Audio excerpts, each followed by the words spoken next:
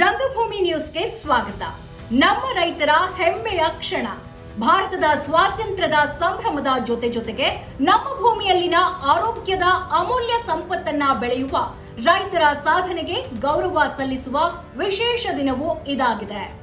ಹೌದು, ರಾಷ್ಟ್ರೀಯ ಔಷಧೀಯ ಸಸ್ಯ ಮಂಡಳಿಯವರು ಔಷಧೀಯ ಸಸ್ಯಗಳನ್ನು ಬೆಳೆಯುವ ರೈತರಿಗೆ ದೆಹಲಿಯ ಐತಿಹಾಸಿಕ ಕೆಂಪುಕೋಟೆಯಲ್ಲಿ ನಡೆದ 79ನೇ ಸ್ವಾತಂತ್ರ್ಯ ದಿನಾಚರಣೆಯ ಅಂಗವಾಗಿ ಭಾಗವಹಿಸುವ ಅನನ್ಯ ಅವಕಾಶ ಒದಗಿಸಿದ್ರು. ದಕ್ಷಿಣ ವಲಯದಿಂದ ಎನ್ಎಂಪಿಬಿ ಆರ್ಸಿಎಫ್ಸಿ ಸೌದರ್ನ್ ರೀಜನ್ ವತಿಯಿಂದ 18 ಮಂದಿ ರೈತರು ಆಯ್ಕೆಯಾಗಿದ್ರು. ಅವರಲ್ಲಿ ಶ್ರೀ ಸೂರ್ಯನಾರಾಯಣ್ ರಾಜ್, ಶ್ರೀಮತಿ ಲಲಿತಾಂಬಿಕಾ ಸೇರಿ ಈ ಅಪರೂಪದ ಕ್ಷಣವನ್ನ ಕಣ್ತುಂಬಿಕೊಂಡು ಕಾರ್ಯಕ್ರಮದಲ್ಲಿ ಪಾಲ್ಗೊಳ್ಳುವ ಗೌರವ ಪಡೆದರು.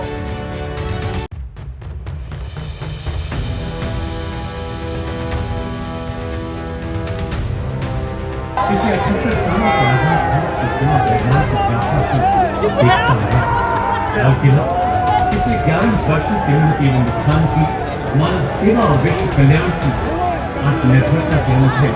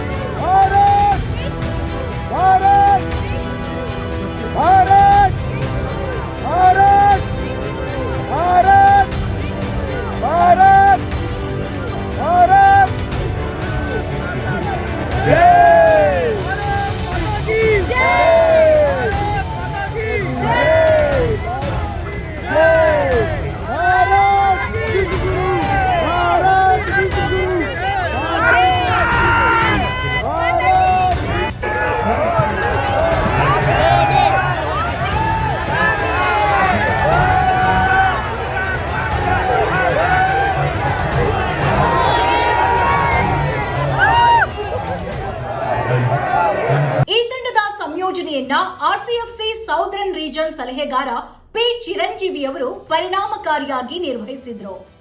ಇದೇ ರೀತಿಯ ಮಾಹಿತಿಗಾಗಿ ರಂಗಭೂಮಿ ನ್ಯೂಸ್ ಸಬ್ಸ್ಕ್ರೈಬ್ ಮಾಡಿ.